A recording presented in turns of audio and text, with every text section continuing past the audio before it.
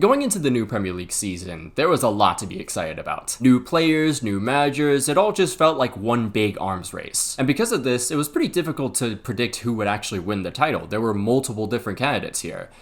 But I don't think anyone expected this. Kicking off the brand new 25-26 season, we witnessed Liverpool take an early 2-0 lead. Said lead was then fumbled in a span of 12 minutes because Tommy Robinson in a wheelchair turned Bournemouth's Antoine Semenyo into a demon. However, Liverpool were able to prevail with 2 last-minute goals. A shaky way to begin the season, and the Reds will hope this doesn't continue throughout. Man City, on the other hand, wanted to start with absolutely no doubts as they tormented Orange San Marino 4-0. Arsenal were also off to winning ways after just narrowly beating Manchester United in the most Mikel Arteta way imaginable. Other teams who started well were Forest, who humiliated a now fatherless Brentford, and Spurs, who stole Brentford's father. Matchday 1 even saw a couple newly promoted sides make some headlines. New look Leeds United scored a winner late on to beat Everton, and Sunderland wasted no time putting on an absolutely electric show in their return to the Premier League for the first time in 8 years. The Black Cats were quickly pushed off Cloud 9 and back into reality though. That result sees Burnley collect their first win of the campaign, meaning all 3 newly promoted sides have already won a game. This might be the first time we've seen this since 700 BC. Speaking of newly promoted sides, Leeds United did not have as much fun in matchday 2 as they suffered a 5-0 beatdown at the hands of Arsenal. And because for some reason Pep Guardiola can never beat Tottenham at home, that sees Arsenal take an early lead. Meanwhile, Liverpool pulled the same exact shit they did in the previous week. They go up 2-0 early on, bottle the lead, but thanks to a child soldier, they escape with victory in the 9th minute of stoppage time. Club World Cup winners Chelsea had a slow start to begin the new campaign, but quickly bounced back by putting West Ham on a grill. Some other teams that recovered from misfortune in matchday 1 included Bournemouth, Everton, and even Brentford. Going into matchday 3, there was a 3-way tie between Arsenal, Tottenham, and Liverpool. In typical Spurs fashion, they quickly saw themselves out after a loss to Bournemouth. Meanwhile, Arsenal and Liverpool played a top-of-the-table clash that was more exciting than the sport of baseball. I'm a changed man. What I meant to say was the sport of golf. You couldn't pay me to watch that shit. I got off topic, sorry. With Arsenal and Liverpool both firing on no cylinders, it would be a free kick from Dominic Szoboszlai to decide this one. Who's the hottest Red Sox player, you think? Who's the hottest Red Sox player? I'm not fucking gay. I didn't say you were, just like who's the hottest guy on the team? Wow, you better watch that. If you had to pick. If I had to pick, I'd fucking knock you out. And with Chelsea's 2-0 win versus Fulham, they hop over both their rivals into second. Everton continue to impress, and Jack Grealish is a man reborn as they go their first 3 games unbeaten for the first time since 2021. That result jumps them into the top 5, and right behind them is Sunderland, who rallied back from 1-0 down to beat Brentford in the dying minutes of the match. To really put this into perspective of just how insane this is, the last time Sunderland won 2 of their first 3 games was 2009-10. I don't think some of you were born then. FA Cup and Community Shield winners Crystal Palace finally picked up win number 1 in this match day, as did Manchester United. But you might be wondering, where the hell is Man City?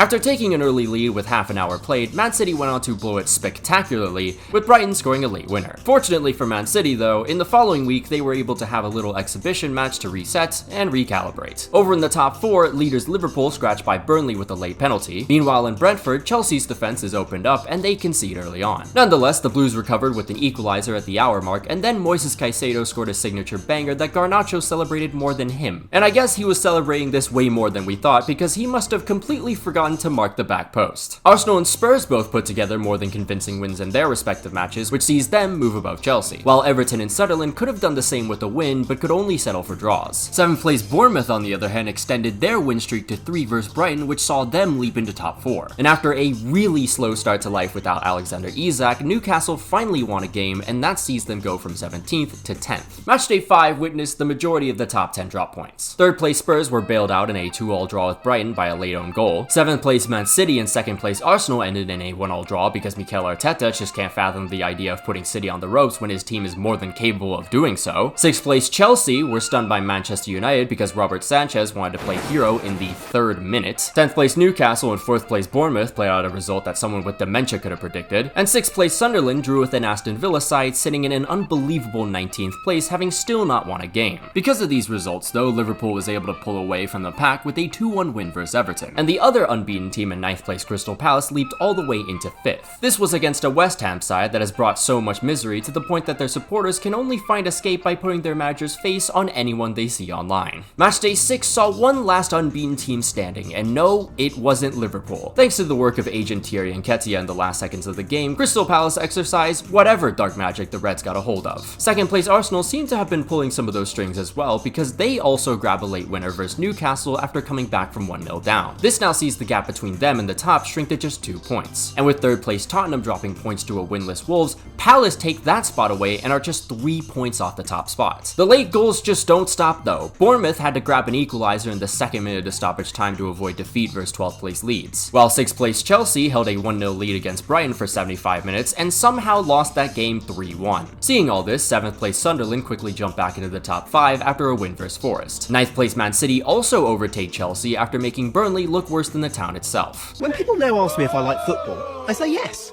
I do like football, but not Burnley. Burnley can fuck off. Matchday 7 is here, and dear lord what a beautiful cracker from Moises Caicedo. Liverpool equalized around the hour mark though, but Chelsea would strike back with an Esteval winner in the 5th minute of stoppage time.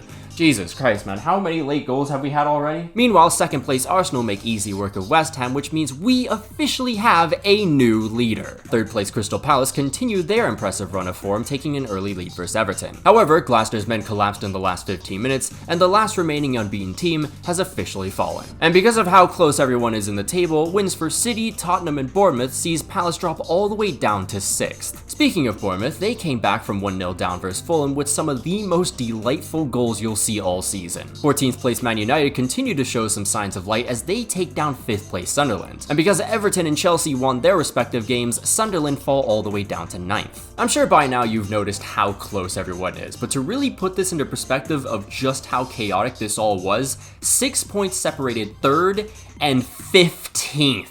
Alright, match day 8. Who's ready for absolute cinema? It all started with 19-year-old Eli Krupi of Bournemouth silencing Selhurst Park with a brace in just 38 minutes. Only one man could possibly respond to all this, and he did. Jean-Philippe Mateta in just 5 minutes pulled his team back level with 20 minutes to go. However, Bournemouth were very keen on stealing this one away as Ryan Christie finds the winner in the 89th minute. But then in the 4th minute of stoppage time, Cherry decides he's a Kansas City Chief in the playoffs. But unfortunately for him, his team does not have Taylor Swift, and Jean-Philippe Mateta bags a hat trick. But he is not done yet. You want to come into my home and terrorize my fans? This I will not allow. He's in Mateta! Oh, he scored it! Despite both teams sharing a point each, Bournemouth got the better end of the deal, moving 1 spot into 3rd. Palace, on the other hand, suffered the consequences of the 6-point wide gauntlet and fell to 8th. Going back to the top 4, 2nd place Liverpool suffered their 3rd straight loss versus 10th place Man United, while 3rd place Tottenham fumbled a 1-0 lead against a Villa side that finally decided to lock in, as that's now Villa's 3rd straight win since the abysmal start. This, though, opened the door for 5th place Man City, who with a Haaland brace versus Everton move into 2nd, and now as a result of all the chaos, Arsenal hold a 3-point lead at the top. 7th place Chelsea was also able to benefit from this as well, as they jump over Spurs and into 5th. 9th place Sunderland hop into 7th thanks to their win versus a team that is trying to replicate their previous Premier League season in 2016-17, and now with 2 straight wins for the first time since May 2024, Man United moved to 9th at the expense of Everton. Aston Villa really have locked in now, because in the very next match day, they get their 4th straight victory versus 2nd place Man City. This result sees the Villains move into 8th. They were 18th just a month ago. And with 3rd place Bournemouth putting on a show versus Fat Dictator FC, the Cherries are now 2nd. Liverpool are starting to enter crisis mode as they lose their 4th straight game versus Brentford. That's already as many losses as last season, which sees them drop from 4th to 7th. Meanwhile, at Stamford Bridge, 7th place Sunderland take advantage of a Chelsea side that can't keep a lead to save their lives and bag a winner in the 2nd minute of stoppage time. Now, whatever you do, do not play a game where if there is a last-minute goal scored in the Premier League, you drink. You will die. But this result was historic for Sunderland. It's the first time in 11 years they've beat Chelsea at Stamford Bridge, and with 17 points, this is the highest ever total after 9 games for this club. That's just 7 less points than their whole campaign in 2016-17. Tottenham also benefited from this as they moved 3 points into 3rd after beating Everton. And Manchester United continue to climb up the table after winning their 3rd straight game. They go from 9th to 6th and are funnily enough now tied on points with rivals Man City. City. Oh yeah, league leaders Arsenal also won thanks to Let It All Work Out.